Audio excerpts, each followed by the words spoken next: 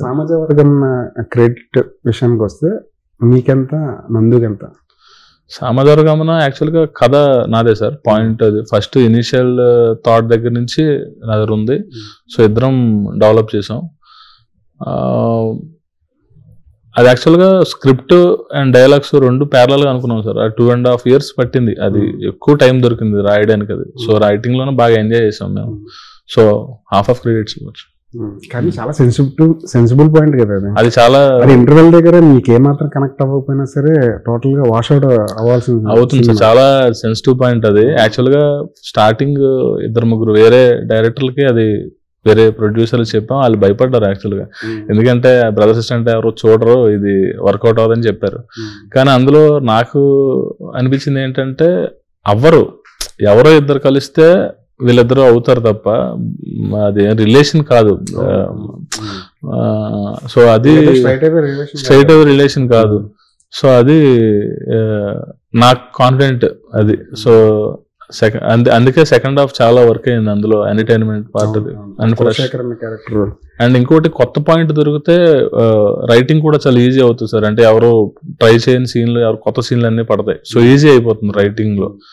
So ఆ balance చేస్తూ ఆ మాస్ జాతరలో మరి ఆ కొత్త పాయింట్ ఏమైనా దొరికిందా సార్? అవును సార్. అంటే ఇది పోలీస్ ఇదే కానీ రైల్వే పోలీస్ అనే ఒక RPF railway protection force dimension లో స్క్రిప్ట్ అంతా చాలా ఫ్రెష్ గా అండ్ క్రైమ్ ని కూడా డిఫరెంట్ గా పర్స్పెక్టివ్ లో చూపించాం.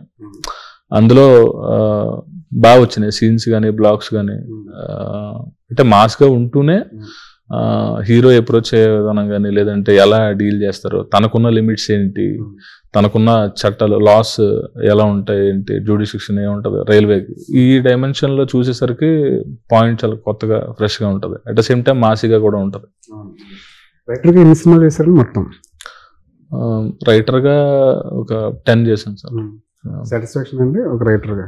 అంటే జాబ్ పరంగా, జాబ్ పరంగా ఈ రెండు సాటిస్ఫాక్షన్ వచ్చిందా? లేదంటే ఎంతకాలం ఇంకొక డైరెక్టర్ దగ్గర పనిచేస్తాం, మనం డైరెక్టర్ అయిపోతే ఇంకా ఎక్కువ ఫేమ్ ఏమో వస్తుంది? అంటే నేను వచ్చిందే డైరెక్టర్ అవుదామని వచ్చాను సార్. స్టార్టింగ్ అదే కాబట్టి అది ఎక్కడ నేను మర్చిపోలే. రైటర్గా ఉంటే ఇంకా ఈజీ అవుతుంది, ఇంకా ప్రొడ్యూసర్స్ని, డైరెక్టర్స్ని, హీరోని ఈజీగా అప్రోచ్ అవ్వచ్చు అనే ఫీల్తోనే నేను ఫస్ట్ రైటర్ అయ్యాను.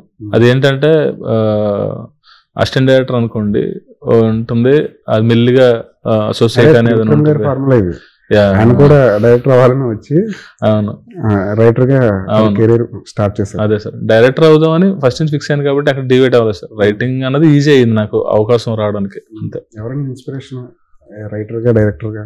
నాకు భాగీరాజ్ గారు అంటే చాలా ఇష్టం సార్. ఆయన రైటింగ్ అది చాలా ఇష్టం. స్క్రీన్ ప్లేలో ఆయన టచ్ చేసిన పాయింట్ చాలా ఫ్రెష్, కొత్త సబ్జెక్ట్స్ అన్ని ఆయన చెప్తారు. ఆయన కథలన్నా ఆయన సినిమాలు నాకు చాలా ఇష్టం. At the same time V Vinayak గారు అంటే నాకు బాగా ఇష్టం. మాస్ ఆయన కథ రాయరు. ఆయన మంచి ఎంటర్టైన్మెంట్ విత్ యాక్షన్ చెప్పడం అంత ఈజీ కాదు. సో అది నాకు బాగా ఇష్టం. సో వీళ్ళిద్దరూ నాకు